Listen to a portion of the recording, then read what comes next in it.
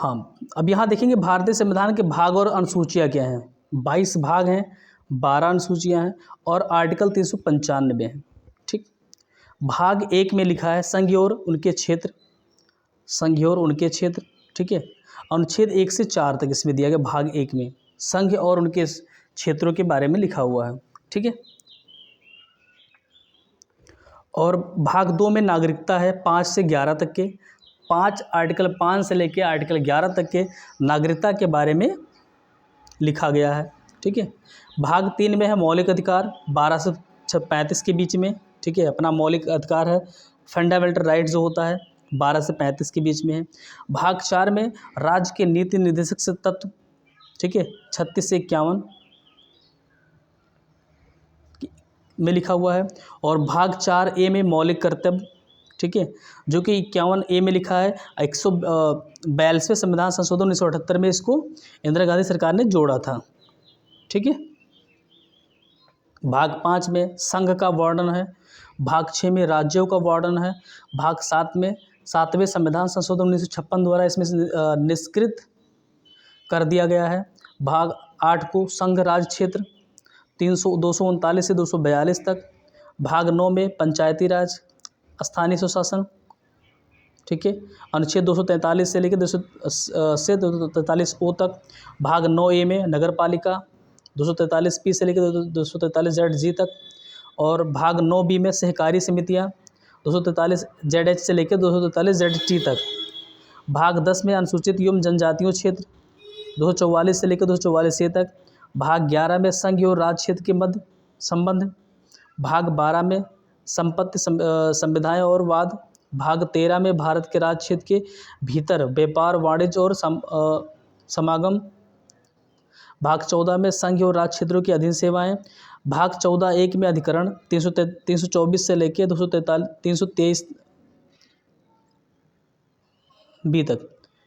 और भाग 15 में निर्वाचन इलेक्शन के बारे में। भाग 16 में कुछ वर्गों के लिए विशेष उपबंध SC ST OBC अंगला भारतीयों के लिए। और भाग 17 में राजभाषा। भाग 18 में आपात उपबंध दिया गया अनुच्छेद 352 से लेकर 352, 356, 360। ठीक है, और भाग 19 में प्रकीर्ण के बारे में दिया गया है। अनुसूचियाँ क्या होती हैं? पहले 8 अनुसूचियाँ थी, बाद में 4 और जोड़ी गई और इस टाइम 12 अनुसूचियाँ हैं।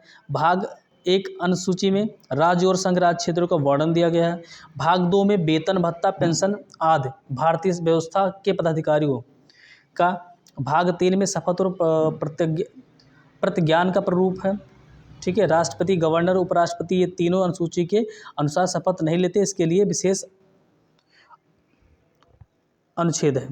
भाग 4 में राज्य व्यवस्था में सीटों का आवंटन। भाग 5 में अनुसूचित क्षेत्रों और अनुसूचित जनजातियों के प्रशासन और नियंत्रण के बारे में उपबंध, लेकिन असम, मेघालय, त्रिपुरा, मिजोरम को छोड़कर। अनुसूचित 6 में असम, मेघालय, त्रिपुरा और मणिपुर में जनजातीय क्षेत्र के बारे में विशेष उपबंध दिया गया है। असम में राज्यपाल MMT के और राष्ट्रपति संसद द्वारा बनाए गए कानून को मानने के लिए बाध्य नहीं है, वह कानून को मानने से इनकार कर सकता है। अनुसूची 7 में शक्तियों का बंटवारा केंद्र व राज्य के बीच में। 3 सूची हैं, संघ सूची, राज्य सूची और समवर्ती सूची, ऑस्ट्रेलिया से भी लिया गया है। 100 विषय थे पहले, अब 97 विषय हैं।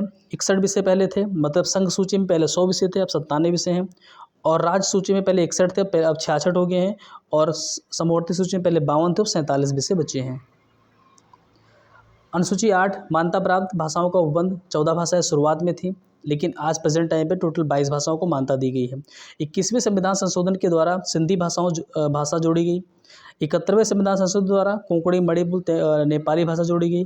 और 92वें संविधान संशोधन द्वारा बोडो, डोगरी, संथाली, मैथिली भाषा को जोड़ा गया। वर्तमान में 22 भाषाएं जो कि हमारे संविधान के द्वारा मान्यता प्राप्त है। अनुसूची 9 में भूमि अधिग्रहण की विशेषताओं का वर्णन है। राज्य के इस अधिकार को SC में सुप्रीम कोर्ट में चैलेंज नहीं हो। 2007 में SC ने निर्णय लिया, सुप्रीम कोर्ट ने निर्णय लिया कि अगर किसी व्यक्ति के मौलिक अधिकार का हनन होता तो यह सुप्रीम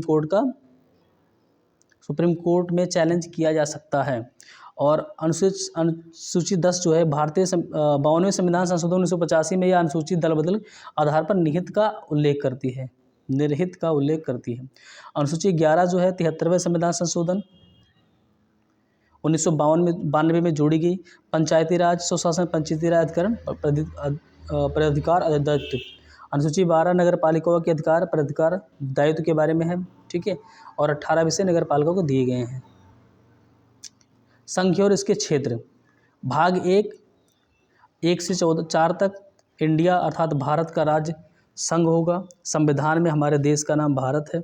भारत के राज्य क्षेत्रों में शामिल होंगे राज्य 29, जो कि आज प्रेजेंट टाइम में 28 राज्य हैं, और 8 केंद्र शासित प्रदेश हैं, ठीक है। अनुच्छेद 2 में क्या है? भारत की भौगोलिक सीमा में किसी बाहरी क्षेत्र को शामिल करने का उपबंध है। संसद कानून बनाकर किसी भी बाहरी क्षेत्र को शामिल कर सकती है। अनुच्छेद 3 में क्या है? भौगोलिक सीमा। भारत की भौगोलिक सीमा के अंदर परिवर्तन करने का उपबंध है।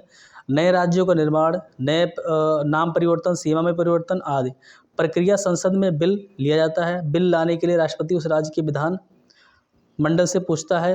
अवधि राष्ट्रपति विधान मंडल को समय देता है। राय मानना बाध्य नहीं है।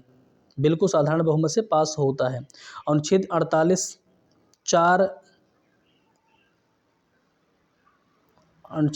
4B में अनुच्छेद 2 व 3 के तहत जो परिवर्तन किए जा सके अनुच्छेद 368 के अंतर्गत नहीं आएंगे। संविधान संशोधन अर्थात जो 2 और 3 में संविधान संशोधन किए उन्हें संवैधानिक संशोधन नहीं माना जाएगा। ठीक है दोस्तों, तो और बाकी जो होगा आगे पढ़ेंगे। तब तक के लिए जय हिंद, जय भारत।